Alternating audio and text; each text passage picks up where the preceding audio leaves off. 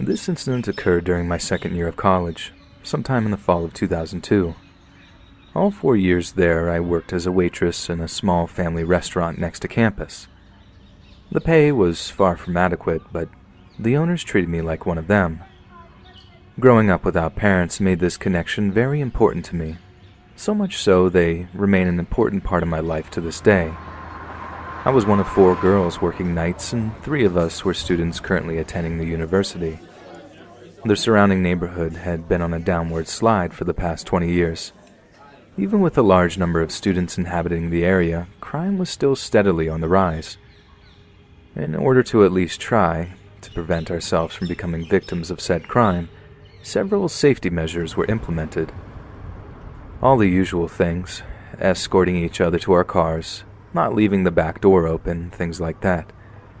However, no matter how hard you try to be safe, some a-hole will find a way to violate you anyway. One late night, just as we were wrapping up the dinner shift, a giant idiot would do just this and, in the process, almost cause a beautiful family to collapse. That night, we were quickly coming on the end of another regular dinner shift when a man came in and said he wanted to get something to go. No problem. I took his order and gave it to the kitchen. Working the kitchen that night was Matt, the owner's only son, and he wasn't happy when he saw it.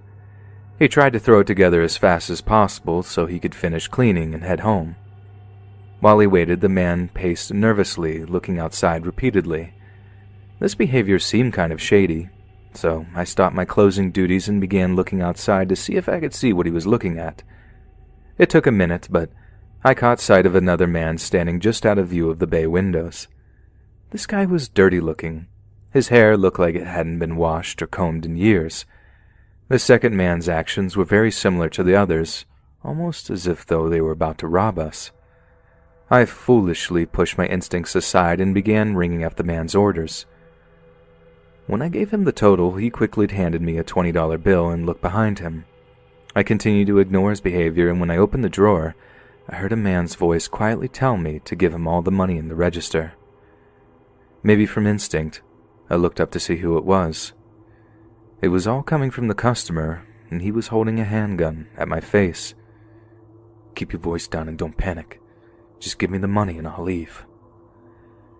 This entire time I had been the only employee in the front of the house, so he had me at his mercy. Every word he said quivered as it came from his mouth. His fear made mine even worse. I didn't need to be told twice. I grabbed every cent out of the drawer and was about to hand it to him when I heard Matt's voice coming from behind me. "Did you forget something?" Everything that happened after this went by so fast. I still question my recollection of events to this day. I know for sure that Matt's arrival surprised us both, but the look on the customer or robber's face was pure shock. The second I noticed him moving the gun away from my face, I crouched behind the podium to hide. The gunfire followed soon after that. I wasn't sure if Matt had been shot at this point. I was still curled up on the floor with my arms over my head, very similar to a child hiding under the covers in hopes the boogeyman will go away. I don't know how long I stayed like that. A few seconds, maybe. When I did peek out from my arms, all I saw was Matt's body laying motionless on the floor. Even then, I stayed where I was until I heard the voice of his mom yelling out to us. That's when I finally stood up to see the results. The shooter was gone, and money was scattered all over the floor from where I dropped it. Matt more than likely died immediately. At his feet, grilled chicken salad was scattered everywhere like the money. Matt's mom stormed out of the back. When she saw her only son lying on the floor, she collapsed in grief next to him, and this is where she stayed until the police arrived.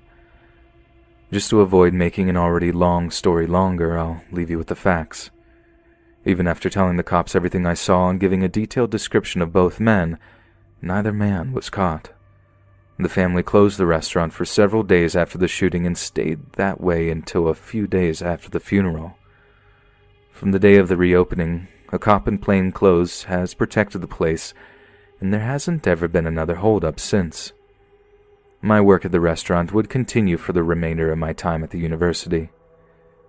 I was shaken up for quite a while, and may have been for far longer if it wasn't for the love and support of the family. We seemed to have served as a coping mechanism for one another, and through the shared pain of Matt's death, brought closer together. After I graduated, I moved on and am currently living in Atlanta with my partner. The restaurant continues running 5 days a week and doing well. It seems the neighborhood may be on its way up. In the last year, several large companies have opened branches, and the continued growth has proved to be a positive thing for all concerned. Allison, the matriarch of the family, recently told me on a phone call that she was willing to put up with the hipsters that were slowly invading the area. After all, they were a big step up from the murdering crackheads that had been seen there before.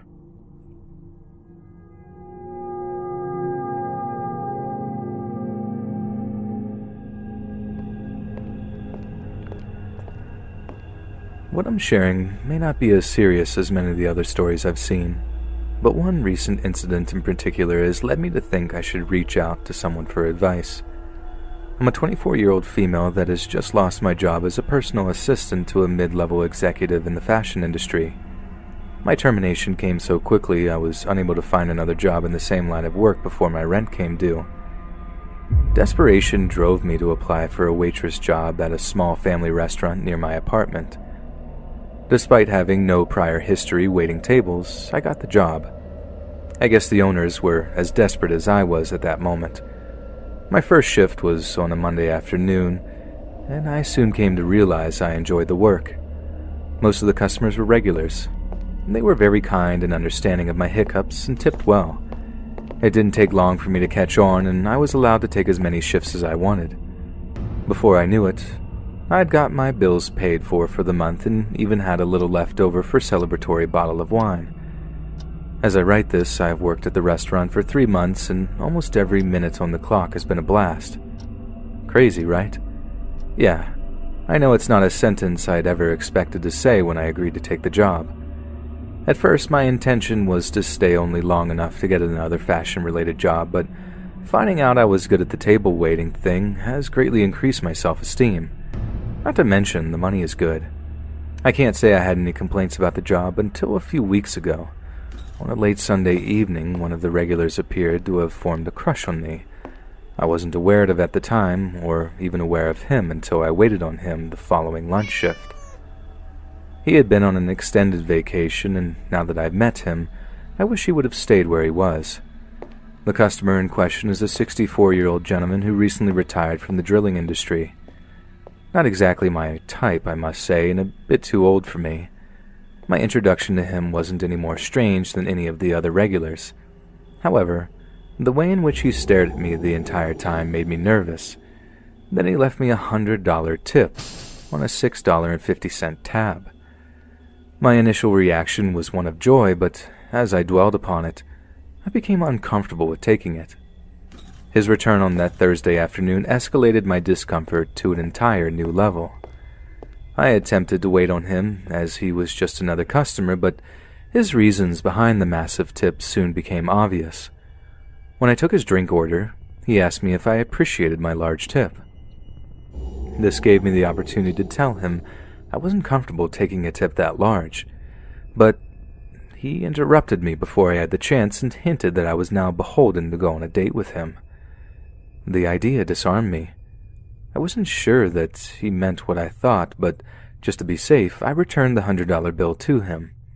The last thing I wanted to be seen as was some form of prostitute. When he was young, some women who waited tables may have sold themselves, but this girl is no whore. When I handed the bill back to him, a look of shock appeared on his face, soon followed by a big smile. All he could say was, "I've never seen a woman turn down a $100 bill. Now I see how it's going to be." This reaction confused me. It was exactly the opposite of what I'd hoped for. I expected him to get mad, or at least get that I wasn't for sale. Him thinking I was playing hard to get scared me a little. However, I did consider that maybe I was perhaps misunderstanding what he meant. Our age gap could be making me misconstrue his intentions. It was possible he was only trying to show his appreciation for my services. For the remainder of his time in the restaurant that day, I said very little to him, and he met me with his usual fawning gaze. Once he left, a load of relief was lifted from my shoulders. It was short-lived, however, when I returned to the table and saw the $100 bill sitting there. This was beginning to look like some type of game he was playing with me. I had the impression that once I accepted that tip, I would be accepting of much more in his mind. This brings us up to a few days ago, when he was once again seated in my section. Before I could do anything, I had to make it clear that I could not accept that $100 tip. Once again, I handed it back to him and told him that I was in a long-term relationship and could not go out with him, even once. My speech didn't appear to make a dent in his facade. He replied by saying that he had no idea what I was talking about, but as he said it, a sly, childish grin was pasted on his face. I was starting to become angry at the way he was acting and stormed off to get his drink. By the time I made it back, something had very much changed in his demeanor. The usual doting and loving eyes had disappeared and been replaced by a simmering fury I would have never expected to come from him. His grin was no longer there. His face had become expressionless and cold. When I noticed this change, a jolt of fear shot through me. From that point, nothing else was said between us. One thing had not changed, however. When I returned to the table, the $100 bill was sitting there, but it was now joined by a small folded piece of paper. I unfolded it and saw that it was a brief handwritten note. It simply read, "It would benefit you to accept this." A shiver tore through me. I was almost positive he didn't intend this to be friendly. Although it wasn't necessarily threatening sounding, his attitude change gave me the impression it was a helpful hint. The entire predicament has made me confused and unsure of how to move forward.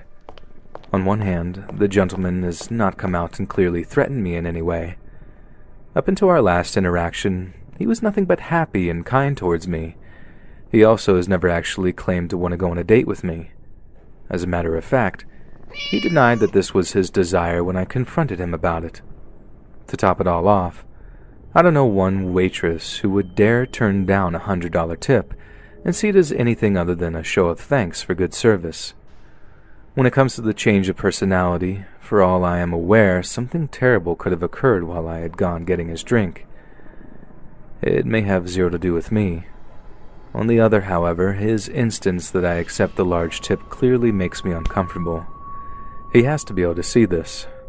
Continuing to insist I accept it should be a bad sign. The split-second change in his attitude after I told him I was not interested was more than likely connected, even if it was not. The speed at which he could become so different and the darkness of his eyes would certainly give anyone pause. As if it even needs to be said, putting the tip and the ominously written note together with the very unsettling interaction we had just had, I am of the almost 100% belief that I was being threatened. Nevertheless, even after writing this, I am completely at my wit's end and have no idea of how to proceed. This gentleman is a long-time customer of the restaurant, and up until a few days ago, I've had nothing but positive, if not slightly difficult, interactions with him. Since my grandparents had passed away before I was born, I've spent very little time with people of his age, and I'm afraid I have mistaken harmless flirting with that of a predator. Therefore, I put this to you. What action do you think I should take next? Am I being an oversensitive snowflake, or do you see trouble in my future? Any feedback will be taken into account and considered. I definitely wouldn't be putting myself out like this if I didn't feel I may be in trouble. I need help, and I need it now.